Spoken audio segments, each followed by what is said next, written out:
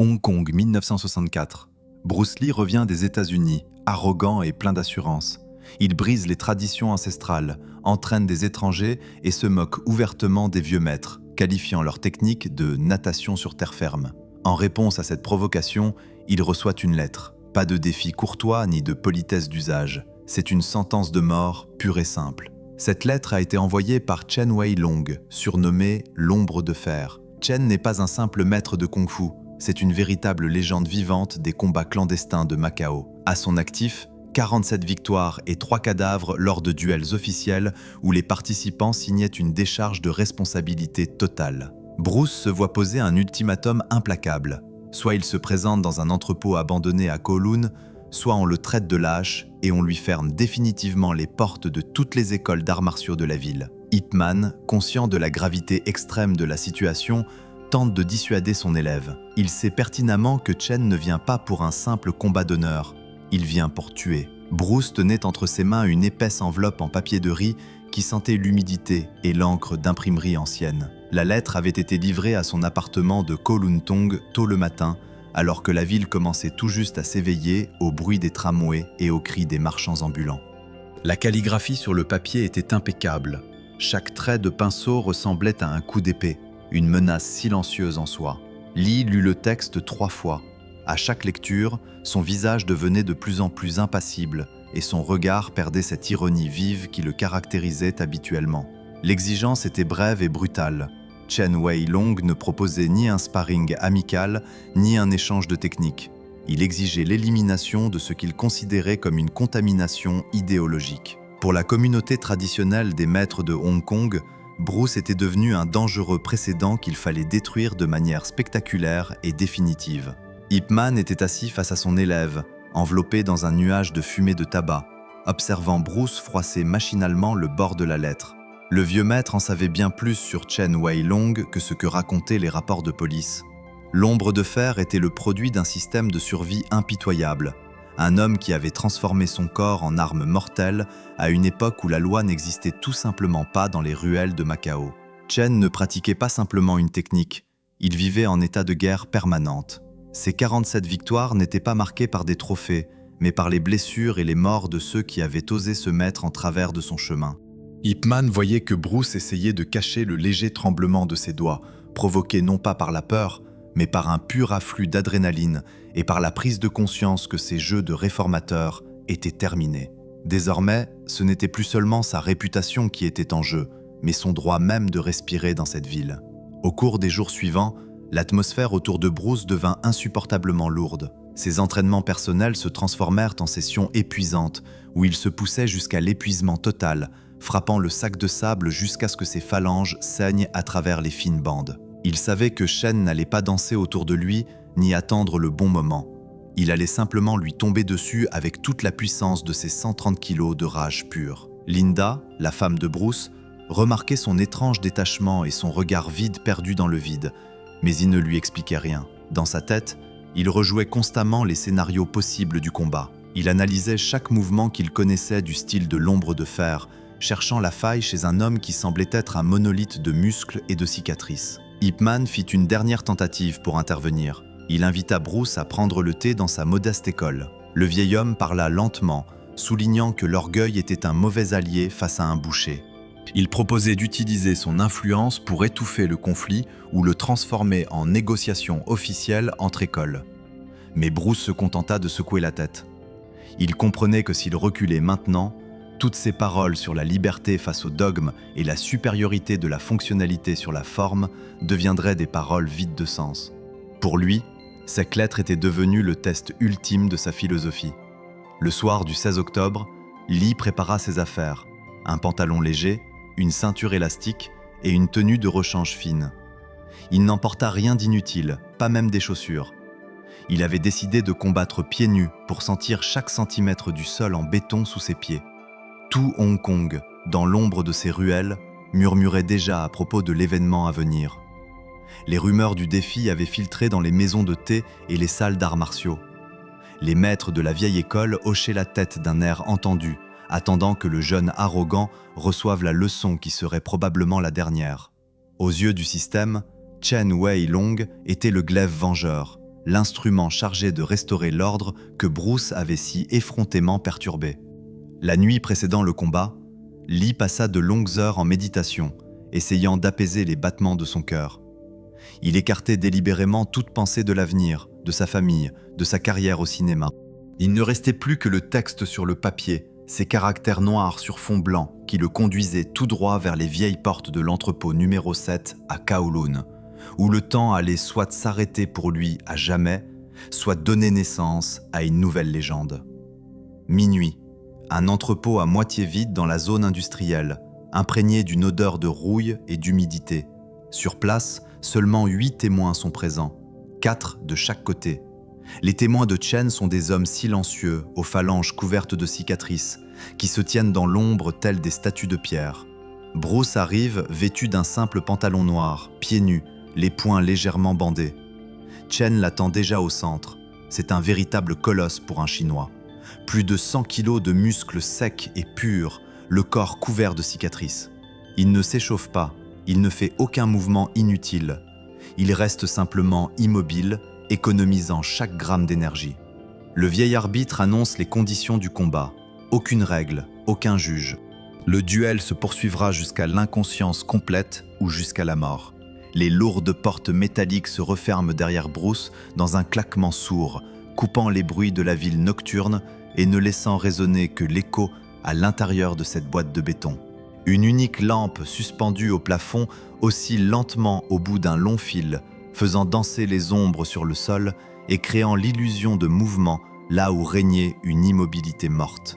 L'air était épais, presque palpable, chargé de poussière et de l'odeur tenace de graisse mécanique incrustée dans les murs depuis des décennies. Bruce s'avance lentement vers le centre, sentant sous ses pieds nus la rugosité du sol froid. Chacun de ses mouvements est délibérément fluide et économique. Il transforme volontairement son appréhension intérieure en une concentration pure et acérée. Ses témoins, parmi lesquels Ip Man et James Lee, se positionnent d'un côté de l'arène improvisée, respectant le silence oppressant qui règne dans l'entrepôt. De l'autre côté, les compagnons de Chen restent figés, vêtus de sombres vestes traditionnelles. Leurs visages sont totalement impassibles, leurs regards rivés sur Bruce avec un intérêt froid, presque clinique. Chen Weilong dominait l'espace vide comme une statue de granit. Sa peau avait une teinte terreuse et ses nombreuses cicatrices sur les épaules et la poitrine ressortaient en bandes blanchâtres sous la lumière vacillante de la lampe. Il ne quittait pas Bruce des yeux, mais dans son regard, il n'y avait aucune haine, seulement la détermination glaciale d'un professionnel habitué à aller jusqu'au bout. L'ombre de fer respirait si profondément et régulièrement qu'on aurait cru que sa cage thoracique ne bougeait pas. Bruce s'arrêta à 3 mètres de lui, adoptant une position neutre. Il ressentait la menace physique brute qui émanait de son adversaire, une pression psychologique bien plus forte que n'importe quelle insulte verbale. C'était un homme qui ne croyait ni à l'esthétique, ni à la philosophie du combat. Il croyait uniquement en l'efficacité de la destruction. Bruce déplaça légèrement son poids d'une jambe sur l'autre, testant son adhérence au sol. À cet instant précis, le vieil arbitre recula et se fondit dans l'obscurité entre les rangées de caisses portuaires. L'espace entre les deux hommes devint soudain un vide absolu, où tous les sons extérieurs disparurent. Bruce percevait chaque pore sur le visage de Chen, chaque pli de son pantalon. Il entendait le sifflement du vent dans les fissures du toit et la corne lointaine d'un bateau dans la baie. Tous ces détails n'avaient plus d'importance que comme décor du choc à venir. Lee savait que la moindre erreur sur ce béton serait fatale. Il n'y avait ni tapis amortissant, ni arbitre pour intervenir en cas de danger. Chen leva lentement ses mains. Ses paumes étaient larges et rugueuses, ses doigts ressemblaient à des tiges de fer. Il n'adoptait aucune garde classique d'une école connue. C'était sa propre posture, forgée au cours de décennies de combats réels et mortels. En réponse, Bruce abaissa légèrement son centre de gravité, détendit ses épaules et laissa ses bras pendre librement le long du corps, prêt à se transformer en fouet foudroyant à la moindre seconde. Le silence s'étira sur plusieurs secondes, devenant presque insupportable pour les témoins dont les visages pâlissaient peu à peu dans la pénombre. Ip Man se tenait immobile sur le côté, ses doigts effleurant doucement son chapelet, mais son regard ne quittait pas un instant son élève. Le vieux maître comprenait parfaitement que ce qui se jouait ici n'était pas simplement un duel entre deux hommes, mais le choc violent de deux époques où l'une ne pouvait survivre qu'en détruisant l'autre. Bruce fit un premier pas presque imperceptible sur le côté et commença à tourner lentement, testant la distance et tentant de provoquer Chen à un mouvement impulsif. Pourtant, l'ombre de fer se contentait de tourner légèrement la tête pour le suivre, conservant une position frontale parfaite. Il ressemblait à un canon lourd monté sur une plateforme rotative, prêt à tirer au moment exact où sa cible entrerait dans sa zone de destruction assurée. La poussière soulevée par les pas de Bruce tournoyait lentement dans le faisceau de lumière. Et lorsque le dernier grain retomba sur le sol, Chen Weilong déplaça soudain son équilibre vers l'avant. Ce simple mouvement fut le signal du début du chaos. Un chaos qui allait changer à jamais la vie de tous ceux qui se trouvaient cette nuit-là dans l'entrepôt numéro 7. L'attente oppressante céda brusquement la place à un violent pic d'adrénaline. Dans la perception de Bruce, le temps se ralentit, transformant la réalité en une succession d'images où chaque instant pouvait être le dernier de son existence. On avait l'impression que les murs du bâtiment se resserraient, réduisant le monde entier à ce cercle de lumière où ne subsistait plus que la vérité brute, la force, la vitesse et la volonté farouche de survivre. Le combat commence sans le moindre avertissement. Chen explose avec une vitesse absolument hallucinante pour un homme de son gabarit.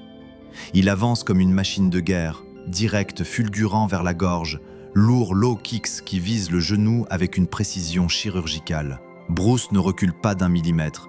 Il passe à l'offensive, glissant à quelques centimètres à peine des poings monstrueux de son adversaire. Un échange de coups complètement dément s'engage alors. Bruce enchaîne une série de 5 frappes par seconde. Plexus solaire, sternum, pomme d'Adam. Un homme ordinaire se serait effondré comme une marionnette au fil coupé. Mais Chen se contente de reculer d'un pas et de cracher un épais filet de sang.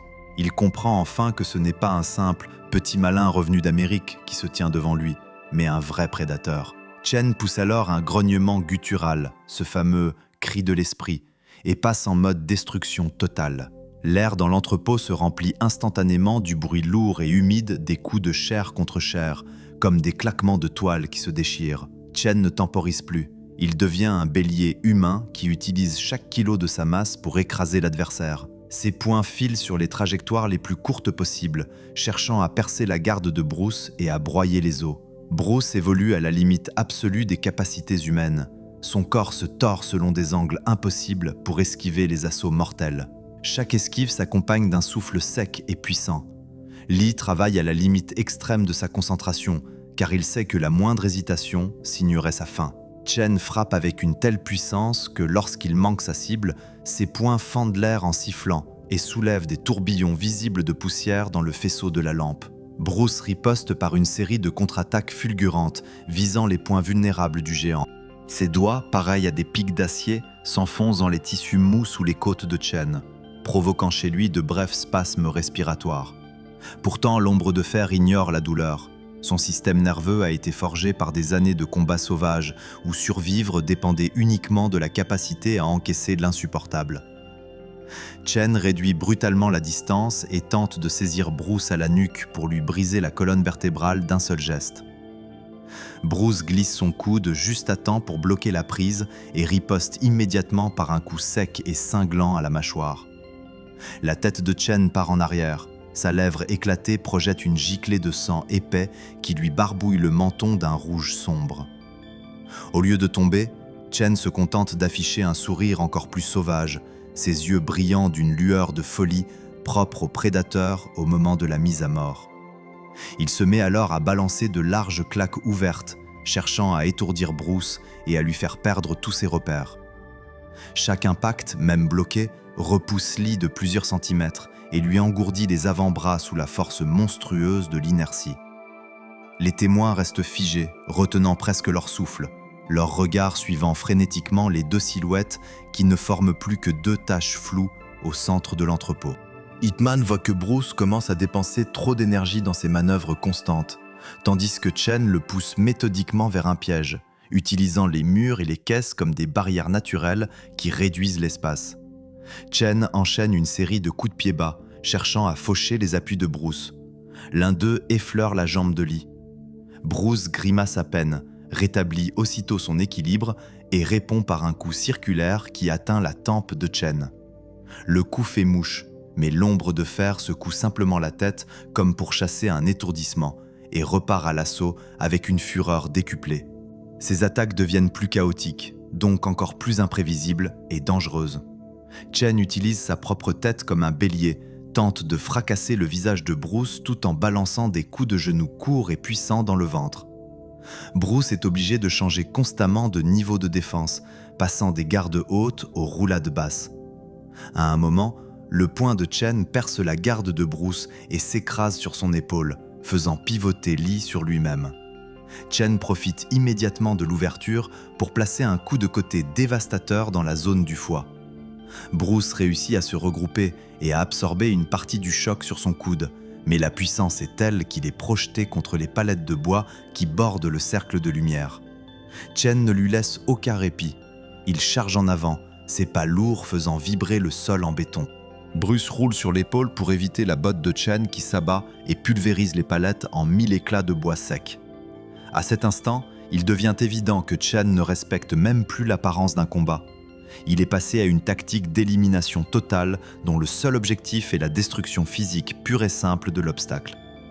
Bruce se relève, le souffle saccadé, la peau couverte d'une sueur froide mêlée à la poussière de l'entrepôt. Il comprend que sa vitesse reste son unique bouclier, mais l'espace de l'entrepôt se rétrécit inexorablement sous la pression de l'ombre de fer. Chen pousse à nouveau son grognement guttural qui résonne sous les hautes voûtes et glace le sang de tous ceux qui l'entendent. Son corps semble imperméable aux coups ordinaires. Il avance sans détour, encaissant les directs de Bruce uniquement pour pouvoir enfin le saisir et l'écraser entre ses bras puissants. Lee sent son dos toucher le métal froid d'une colonne de soutien. À cet instant précis, Chen, sentant la victoire toute proche, arme un coup capable de fracasser un crâne. Pour Bruce, le monde entier se réduit soudain à ce point qui fonce vers lui, occultant la faible lumière de la lampe. C'est le moment de vérité, celui où toute la préparation physique cède la place à la pure volonté de survivre au milieu d'une violence absolue. Chen resserre Bruce dans un étau implacable. Chacun de ses coups pèse comme une véritable masse de forgeron. Bruce bloque tant bien que mal, mais ses avant-bras commencent à virer au bleu sous l'effet des hématomes. L'un des coups de Chen percute ses côtes avec un craquement sec et inquiétant. Bruce vacille, ses jambes flageolent dangereusement. Les témoins du côté de Bruce s'élancent instinctivement pour arrêter le combat, mais Hitman les retient d'une main ferme. Intervenir maintenant signifierait humilier Bruce aux yeux de tout Hong Kong.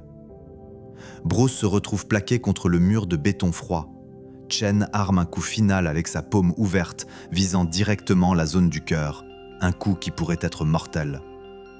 Le froid du béton traverse immédiatement le fin tissu de ses vêtements, faisant se contracter son corps par réflexe. Un bourdonnement croissant emplissait ses oreilles, mêlé au souffle rauque et lourd de son adversaire. Le monde autour de lui perdait toute netteté, se transformant en un kaléidoscope de murs gris et de taches pourpres de sang sur le sol. La douleur dans son flanc était vive et perforante à chaque inspiration. Elle entravait ses mouvements et forçait ses poumons à travailler à moitié de leur capacité. Chen Weilong dominait au-dessus de lui comme un rocher implacable.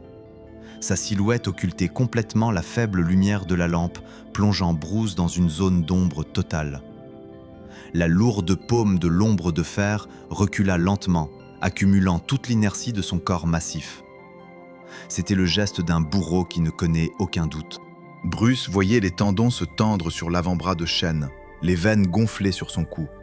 Le temps pour Lee semblait s'épaissir, devenant une résine visqueuse. Il sentait l'odeur de sueur et de vieille poussière. Il voyait chaque goutte de transpiration qui glissait du menton de son ennemi. Les témoins du côté de Bruce étaient figés dans une horreur muette, leurs doigts crispés sur leurs vêtements, le souffle coupé. James Lee fit un pas involontaire en avant, le visage déformé par l'impuissance, mais la main glaciale d'Ipman se referma comme un étau sur son coude. Le vieux maître restait immobile, son regard plongé non pas sur Chen, mais au plus profond des pupilles de Bruce, cherchant l'étincelle qui pouvait encore renverser le cours de cette nuit. Ipman comprenait que la défaite à cet instant ne signifiait pas seulement la mort d'un combattant, mais l'enterrement de l'idée même que Bruce portait au monde. Mourir dans cet entrepôt était plus honorable que vivre avec l'étiquette de réformateur vaincu. Chen déclencha son mouvement final. Sa paume fendit l'air avec un sifflement sec. Le coup était dirigé droit au centre de la poitrine, là où, derrière les os, battait un cœur déjà poussé à ses limites extrêmes.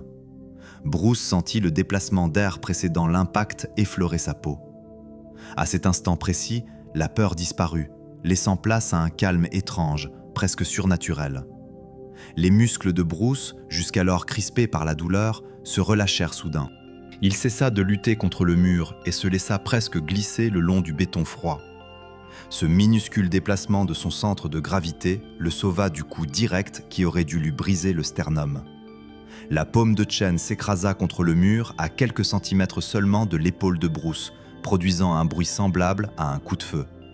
Des éclats de béton jaillirent dans toutes les directions, s'enfonçant dans la peau de Lee, mais il ne ressentait plus les petites coupures. Son esprit s'était vidé de toute pensée superflue, de tout plan de victoire comme de toute peur de la défaite. Il vit Chen se figer une fraction de seconde, surpris que son coup mortel n'ait rencontré que du vide et du mur solide. C'était l'exacte pause critique que Bruce attendait depuis le début de ce combat épuisant. L'ombre de fer, ayant mis toute sa puissance dans un seul coup, avait perdu pour un instant sa stabilité de monolithe. Son épaule était trop projetée vers l'avant et sa base instable sur les pointes de pied. Bruce ressentit ce moment de tout son être. Dans ses yeux se refléta la lampe qui oscillait, et cette lumière alluma en lui une énergie nouvelle et féroce. Il n'était plus une victime acculée au mur. Il était devenu un ressort comprimé, prêt à se détendre avec une force destructrice. Le craquement de sa côte cassée continuait d'envoyer des éclairs de douleur, mais cette douleur servait désormais de carburant à sa volonté. Lee commença à se redresser lentement. Son regard croisa celui de Chen, et dans ce choc de deux volontés, l'ombre de fer ressentit pour la première fois une pointe d'hésitation. Le silence oppressant de l'entrepôt fut soudain brisé par un bref et puissante expiration de Bruce. Il se prépara à la transition qui allait soit le sauver, soit mettre définitivement fin à son chemin. Chaque muscle de son corps était tendu comme une corde, prêt à exploser dans une technique qui ne rentrait dans aucun schéma classique. Bruce savait qu'il ne lui restait plus qu'une seule chance, un seul instant où il pourrait transformer sa vulnérabilité en avantage décisif. Derrière lui se trouvait le mur, devant lui, un tueur, mais à l'intérieur de lui s'était ouvert un espace où la défaite n'avait plus sa place. Tous retinrent leur souffle, comprenant que la seconde suivante allait être décisive dans ce cauchemar qui n'en finissait plus. Au moment où la main de Chen est sur le point d'atteindre sa cible, Bruce bascule dans un état hors de l'esprit, ce fameux Wu Wei où l'instinct prend le pouvoir absolu. Il ne bloque pas le coup, il l'absorbe entièrement tout en saisissant le poignet du géant d'une poigne de fer. Une véritable explosion de technique se déclenche alors. Bruce tord le bras massif de Chen tout en enfonçant son genou avec une précision chirurgicale dans le nœud nerveux sur la cuisse de l'ombre de fer. La jambe du colosse fléchit instantanément. Une série de frappes d'une précision mortelle suit aussitôt. Un coup de doigt fulgurant dans les côtes flottantes, une paume explosive dans la clavicule qui produit un craquement sinistre d'os brisés. Et enfin, un coup dévastateur qui s'écrase sur la mâchoire. Chen s'effondre lourdement sur le béton froid du sol. Le bruit sourd de ce corps massif qui heurte le sol résonne sous les hautes voûtes de l'entrepôt, couvrant même le sifflement du vent dans les fissures de la toiture. L'ombre de fer gît sur le flanc, ses doigts griffant convulsivement le béton à la recherche d'un appui qui n'existe plus. Le choc de voir sa structure corporelle détruite en une fraction de seconde est si violent que sa conscience vacille un instant, ne laissant plus que l'instinct animal de survie. Bruce reste immobile au-dessus de lui, la poitrine soulevée par un souffle rauque, le sang qui coule dans son œil gauche se mêlant à la sueur et à la poussière. Il ne porte pas le coup de grâce. Celui que tout le monde prenait pour un simple acteur ambitieux venu d'Amérique vient de se transformer en un véritable tourbillon destructeur face auquel même la puissance brute du kung-fu traditionnel a dû s'incliner. Chen émet un râle rauque et forcé, comme le grincement de pierres qui s'entrechoquent. Son bras gauche, désormais inutile après le coup à la clavicule, pend mollement sur le sol tandis que son genou droit est tordu dans un angle anormal. Il tente encore de s'appuyer sur son bras valide pour se relever, mais Bruce fait un pas minuscule en avant. Ce seul mouvement suffit à figer le géant sur place. L'air est tellement chargé de tension que la moindre étincelle semblerait pouvoir tout faire exploser. Les témoins du côté de Chen avancent instinctivement, poings serrés, visage déformé par un mélange de rage et d'incrédulité totale. L'humiliation de leur maître est trop évidente, trop douloureuse pour être acceptée si facilement.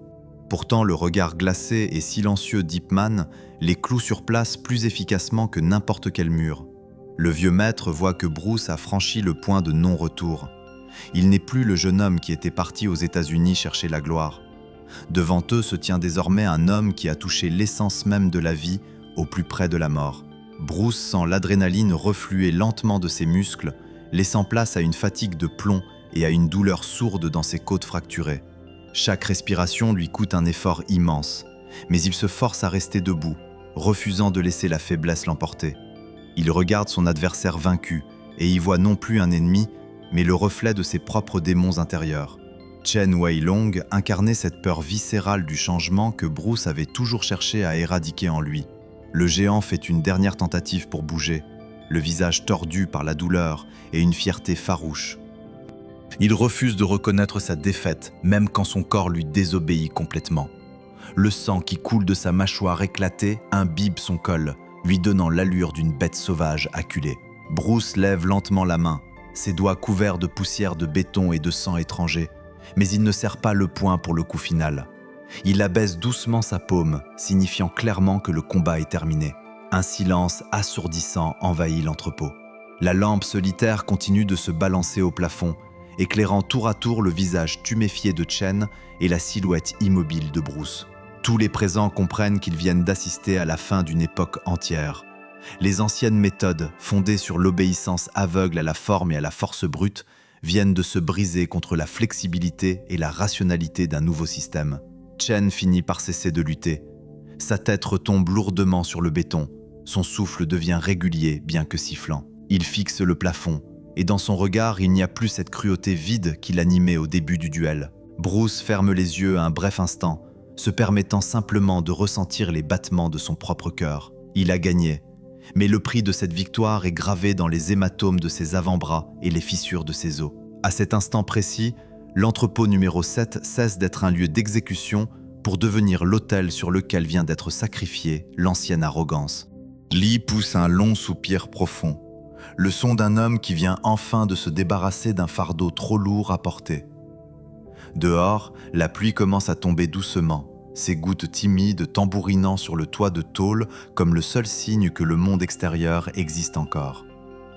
Les 8 témoins restent figés à leur place, conscients que ce qui va se passer maintenant va déterminer le destin des arts martiaux pour les décennies à venir. Bruce Lee rouvre les yeux. Il n'y a plus de rage en eux, seulement une infinie vacuité brûlée par le combat, prête à se remplir d'un nouveau sens. Il tourne lentement son regard vers Ip Man. Le vieux maître lui adresse un imperceptible hochement de tête, reconnaissant que son élève a dépassé toutes les attentes tout en conservant son humanité au bord même de l'abîme. Le silence dans l'entrepôt devient absolu, presque sacré. Chen attend la mort ou l'humiliation ultime, mais contre toute attente, Bruce lui tend la main et l'aide à se relever, le soutenant sur une seule jambe. Au lieu d'un triomphe bruyant et arrogant, c'est une conversation calme et profonde qui s'installe entre les deux hommes. Bruce lui explique avec une sincérité désarmante qu'il n'est pas venu pour détruire les traditions, mais pour les faire grandir et les pousser plus loin. Dans le regard de celui qu'on appelait le bourreau, l'ombre de fer, apparaît pour la première fois depuis des décennies une étincelle profondément humaine. On découvre alors que dans sa jeunesse, les anciens maîtres l'avaient brisé lui aussi à cause de sa soif de nouveauté et qu'il était devenu ce monstre pour être enfin accepté par le système. Les 8 témoins prêtent alors un serment solennel de silence absolu afin que ce combat ne sorte jamais de ses murs, ne fasse pas la une des journaux et ne déclenche pas une nouvelle guerre sanglante entre les écoles de Kung-Fu. 3 semaines plus tard, Chen se rend secrètement dans l'école de Bruce. Leur collaboration clandestine commence. L'expérience brute du vieux tueur et la logique visionnaire de Lee se fusionnent pour créer ce qui deviendra plus tard connu du monde entier. Bruce soutenait fermement Chen par le coude, lui permettant de reporter tout son poids sur sa jambe valide. Le géant, qui incarnait encore quelques minutes plus tôt la fureur primitive, paraissait maintenant brisé mais non détruit. Sous la lumière vacillante de la lampe, son visage ressemblait à un masque de chaux et de sang séché sur lequel les rides accumulées au fil des années ressortaient nettement. Lee parlait d'une voix basse et mesurée, sans la moindre trace d'arrogance ou de moquerie. Il abordait des sujets que seuls ceux qui ont consacré leur vie à perfectionner l'art de tuer et de se protéger peuvent véritablement comprendre. Bruce voyait en Chen non pas un ennemi vaincu, mais un frère d'armes égaré, dont la passion pour le progrès avait autrefois été écrasée par les dogmes et la peur des anciens face à l'inconnu. Les témoins, plongés dans la pénombre, n'osaient pas briser ce moment. Chacun comprenait que sous leurs yeux, des murailles construites depuis des siècles étaient en train de s'effondrer. Les 4 hommes de Chen, venus pour assister à un bain de sang et confirmer leur supériorité, découvraient leur leader invincible sous un jour nouveau, vulnérable et humain. Ip Man restait parfaitement immobile, son visage dans l'ombre de la colonne restant impassible, mais au fond de son regard brillait un profond soulagement. Le combat qui devait se terminer par des funérailles s'était transformé en un véritable acte de purification. Bruce aida Chen à rejoindre une caisse retournée, l'installant avec précaution tout en vérifiant l'état de sa cuisse blessée. Dans ce geste se lisait un tel respect professionnel et une telle sollicitude que toute agressivité disparut définitivement de l'atmosphère de l'entrepôt, remplacée par un sentiment lourd de communion face à quelque chose de grand. Tous comprenaient parfaitement les conséquences qu'aurait une divulgation. Si la nouvelle de la défaite de Chen Weilong sortait de ses murs, Hong Kong serait submergé par une vague de violence en représailles. Les traditionalistes ne pardonneraient jamais à Bruce d'avoir humilié publiquement leurs meilleurs combattants, tandis que les disciples de l'ombre de fer se sentiraient obligés de venger leur maître. Le serment de silence prononcé cette nuit-là était la seule façon de préserver une paix fragile. Chaque témoin s'avança tour à tour au centre pour confirmer son engagement à garder le secret jusqu'à la fin de ses jours. C'était un pacte tacite, scellé par le sang sur le béton et la reconnaissance mutuelle de la force. Les semaines qui suivirent furent pour Bruce un temps de convalescence et de profonde introspection. Ses côtes guérissaient lentement, lui rappelant chaque coup reçu de Chen par des éclairs de douleur à chaque inspiration profonde. Il continuait à enseigner, mais ses entraînements avaient gagné une nouvelle profondeur. Dans ses mouvements apparaissait désormais une puissance et une lourdeur qu'il avait absorbées de son adversaire lors de cette nuit décisive. Quand Chen apparut pour la première fois dans le dojo de Bruce, il était méconnaissable. Vêtu de vêtements simples qui cachaient ses cicatrices, il marchait avec une légère claudication en s'appuyant sur une canne. Leur première rencontre se déroula dans un silence complet, sans courbettes ni cérémonies officielles. Ils se mirent simplement au travail. Leur collaboration devint un symbiose parfait entre 2 mondes opposés. Chen apporta son savoir sur l'énergie interne, sur la respiration capable de faire supporter au corps des charges extrêmes, et sur d'anciennes techniques presque oubliées d'attaque des points nerveux. Bruce, lui, disséquait ses connaissances avec la précision d'un scalpel logique, écartant tout mysticisme pour ne garder que la pure biomécanique. Il passait des heures à débattre des vecteurs de force et de la vitesse de réaction, transformant chaque sparring en une véritable exploration des limites humaines. Chen, qui avait longtemps été prisonnier des traditions, redécouvrait la joie de l'expérimentation en voyant son expérience de toute une vie prendre une forme nouvelle et moderne entre les mains de Lee. Cette alliance secrète devint le fondement des futures révolutions de Bruce. C'est précisément durant ces longues heures passées dans le dojo fermé avec l'ombre de fer que naquirent les concepts d'interception directe et d'économie de mouvement. Bruce apprenait de Chen cette stabilité inébranlable qui lui avait toujours manqué, tandis que Chen absorbait la fluidité de l'eau dont parlait si souvent son jeune partenaire. Ils devinrent les 2 faces d'une même médaille, incarnant l'idée que le véritable mastery n'a ni frontières ni âge. L'histoire de ce combat est restée à jamais enfermée dans les souvenirs et les carnets de ces 8 hommes, devenant une légende qui vivait dans l'ombre des biographies officielles. Et lorsque des années plus tard le monde entier parla de l'invincibilité de Bruce Lee, seuls quelques initiés savaient qu'un vieux maître de Macao se tenait dans son ombre. Un homme dont le nom avait été effacé des registres, mais dont la force s'était à jamais fondue dans chaque mouvement de la nouvelle légende.